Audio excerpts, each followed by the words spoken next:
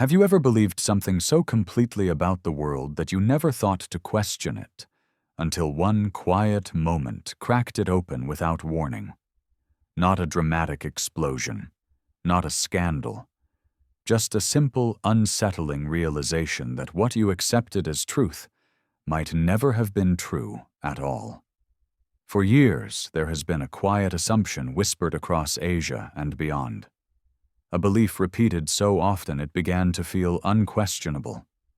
That celebrities, especially Korean celebrities, could only find safety, peace, and dignity in places designed for the rich and untouchable. Gated villas in Europe, private islands in the Pacific, luxury towers in Los Angeles or Tokyo. The unspoken message was clear. If you are famous, you must hide. If you are admired, you must be protected. And if you are seen, you must be surrounded by walls, guards, and distance from ordinary life. The insult hidden inside that belief is subtle but sharp. It suggests that some places are simply not safe enough, not quiet enough, not refined enough to hold the private lives of people the world cannot stop watching. And quietly, unfairly, the Philippines has often been placed outside that invisible circle of trust. People whispered as if the entire world had already agreed. Too crowded, too chaotic, too unpredictable. A place to visit, perhaps, but never a place where a famous person could breathe freely. What makes this more painful is that the belief rarely comes from cruelty. It comes from ignorance dressed as certainty. From people who have never walked the streets at dawn, never heard church bells echo through a neighborhood, never seen strangers smile without wanting anything in return.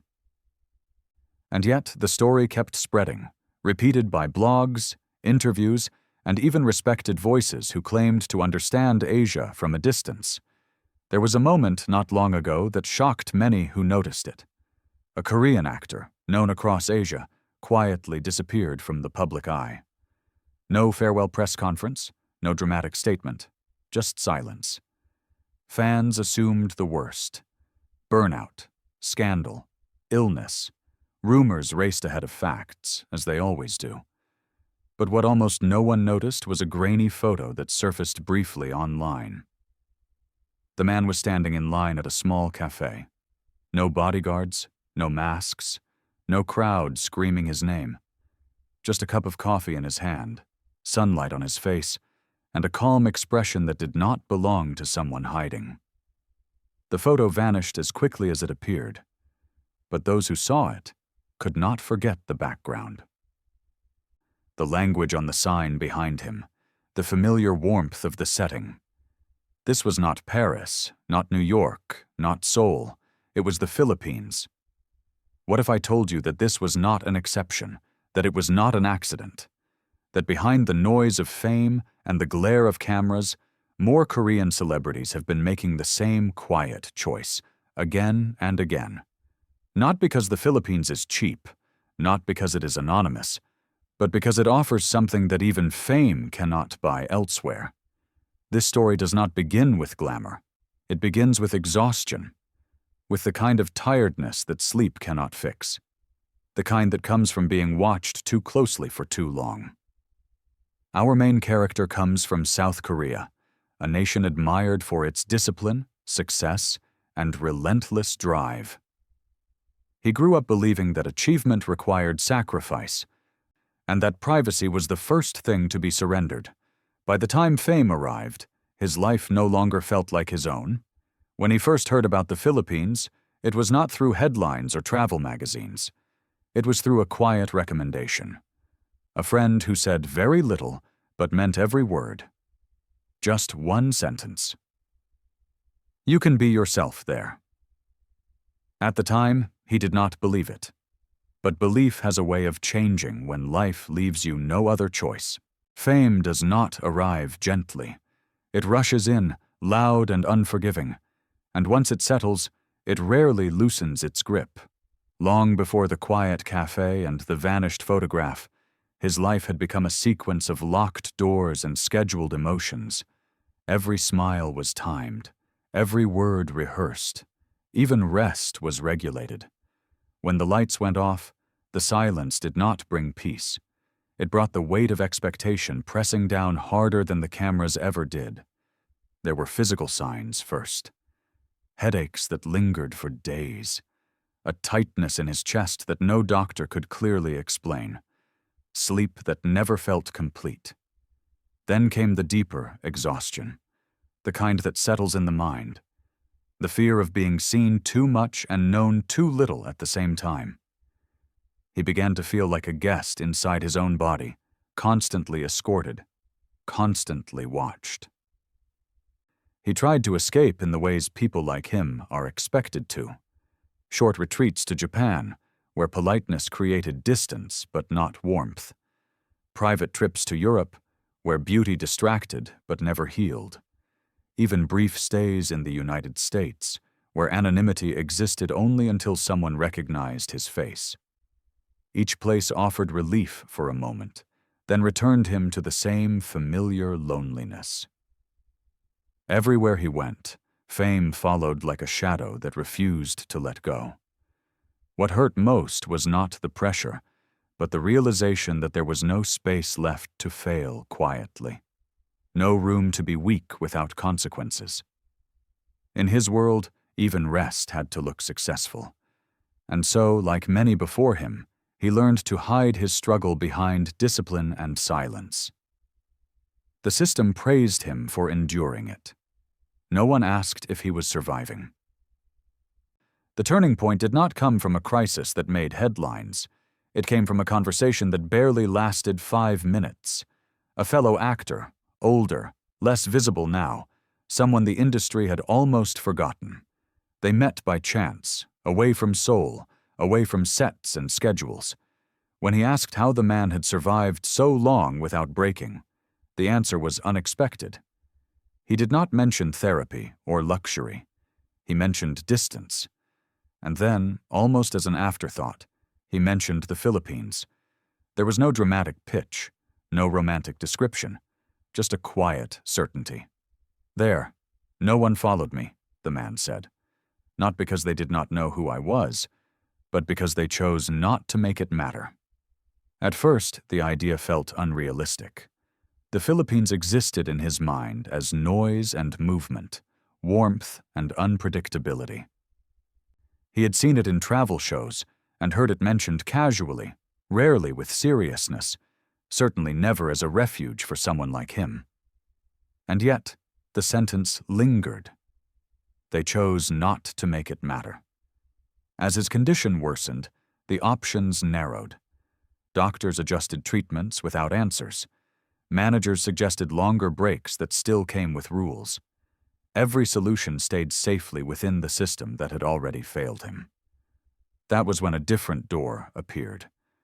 A recommendation for a Filipino specialist.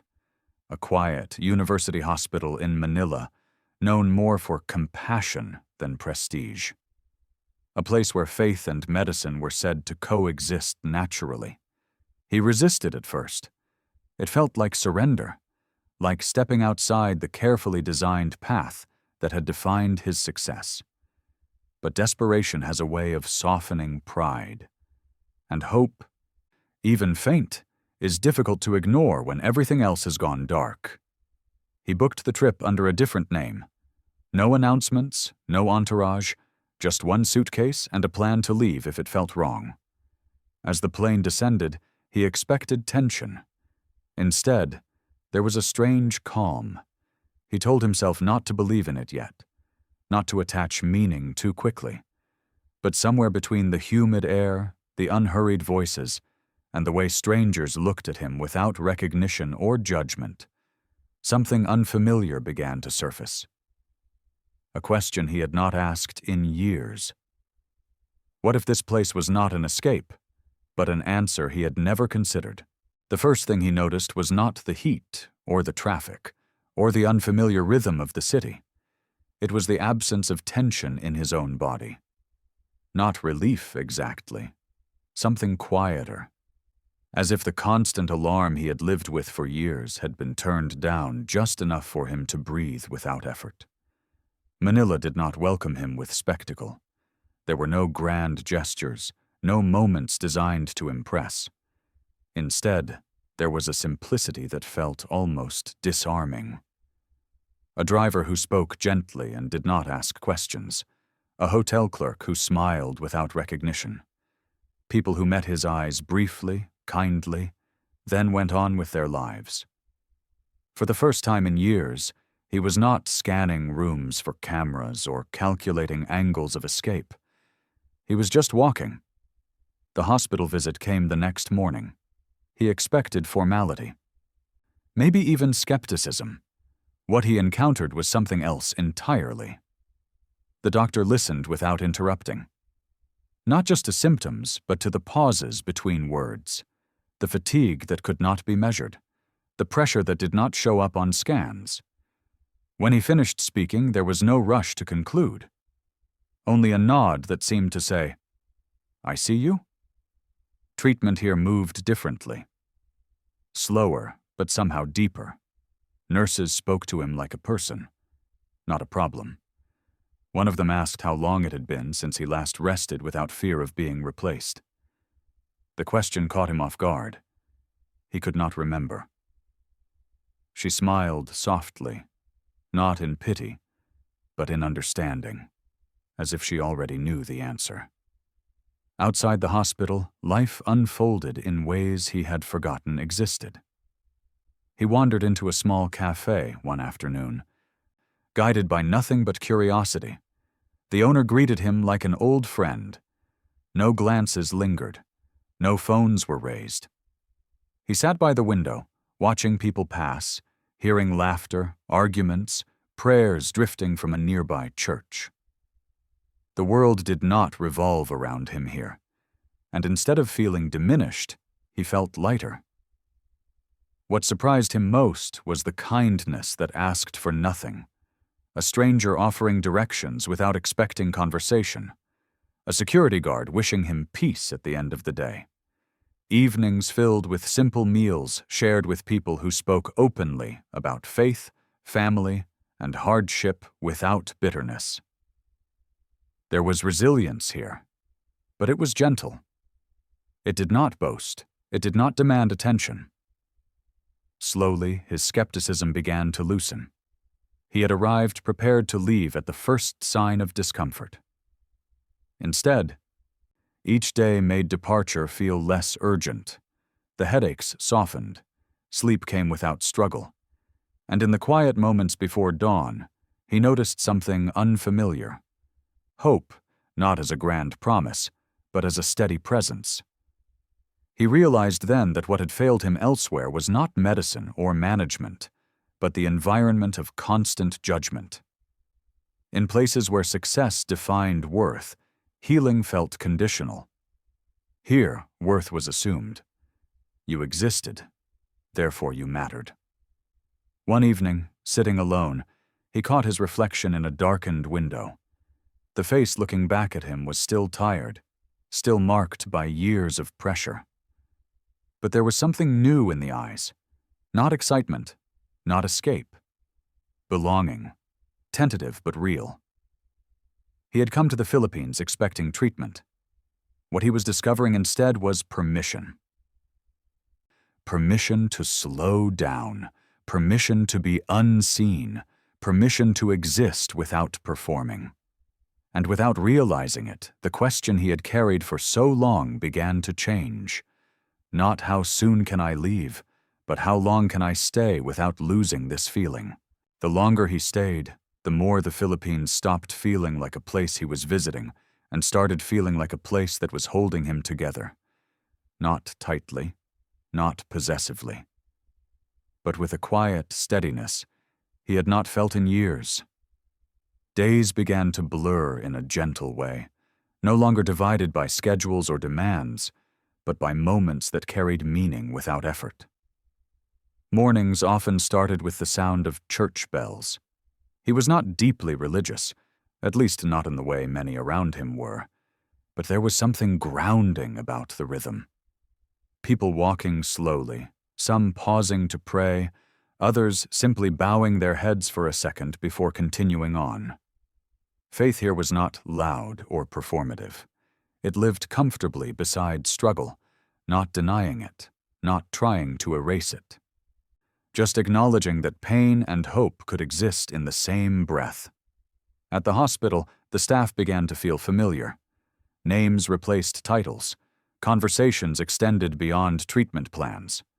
Someone brought him homemade food one afternoon, explaining it was what they cooked for family when someone needed strength. No one asked for photos. No one asked for favors. The care he received was not transactional. It was human. Outside, he allowed himself to participate in life again.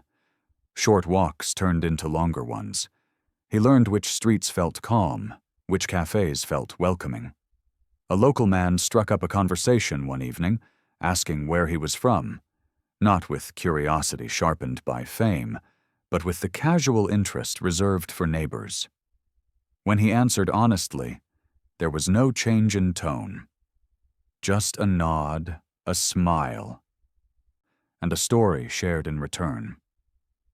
What moved him most were the small acts that seemed invisible to those who lived them daily. A woman praying quietly beside a hospital bed that was not hers. Children laughing freely in spaces others might call crowded. People finding reasons to smile even when circumstances offered few. Resilience here was not a slogan. It was a way of being. Always finding joy in suffering, not because suffering was noble, but because joy was necessary. He felt something inside him shift, slowly but unmistakably. The guardedness he had perfected over years began to soften. He stopped bracing himself for intrusion. He stopped rehearsing explanations. For the first time since fame had entered his life, he felt no need to disappear to feel safe. He was visible, yet unbothered. Known, yet left alone. One evening, after a long conversation that drifted from family to loss to gratitude, someone asked him a simple question. "Do you feel at home here?" He hesitated, surprised by his own reaction. The answer rose before he had time to analyze it. Yes. The realization carried weight. He had come believing this stay was temporary, a pause before returning to a life that demanded performance. But the Philippines was not asking him to return as someone stronger or more productive. It was offering him space to remain human, to heal without being hurried, to belong without explanation. Later that night, alone with his thoughts, he acknowledged something that felt almost dangerous to admit. He had searched the world for peace, assuming it lived in places designed to protect the powerful. Instead, he had found it among people who protected each other with kindness, faith, and an unspoken agreement to let others be. He whispered it to himself, as if saying it too loudly might break the spell. I have never seen this anywhere else. And in that quiet truth, something long damaged began to mend. He stayed longer than he planned, then longer than he admitted to himself. What began as a quiet recovery turned into something far more permanent, though he never announced it and never needed to. The Philippines did not mark his transformation with ceremonies or declarations. It simply allowed him to live, and in doing so, helped him rediscover who he was before the world decided who he had to be. His health improved, but that was not the miracle that stayed with him. The true change was internal. He woke each morning without dread. He slept without replaying conversations that never really happened. He learned how it felt to move through a day without armor. When people asked him what healed him, he struggled to explain. Medicine helped, yes. Rest mattered. But what restored him was something less visible and far more powerful. He was treated not as an asset, not as an image, not as a story to be consumed, but as a human being worthy of care simply because he existed. In quiet moments, he began to understand what the Philippines had given him. Not escape, but grounding, not anonymity, but respect, not perfection, but presence. Here, faith did not demand answers. Kindness did not require recognition. Resilience was not shouted. It was practiced daily in small, courageous ways. People carried hardship without losing warmth, and hope without denying reality. It was a balance he had never witnessed so naturally anywhere else.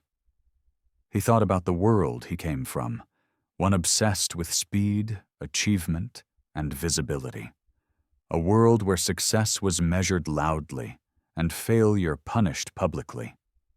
And then he looked around him at a place often underestimated, often misunderstood, quietly offering what so many powerful societies could not: peace without isolation, community without intrusion, dignity without conditions. The realization humbled him. The Philippines had not saved him because it tried to. It saved him because it lived its values without needing applause.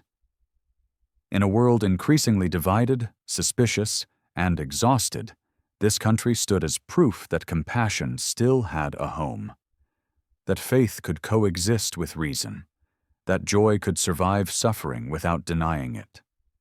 He never became a spokesperson. He never gave interviews explaining his choice.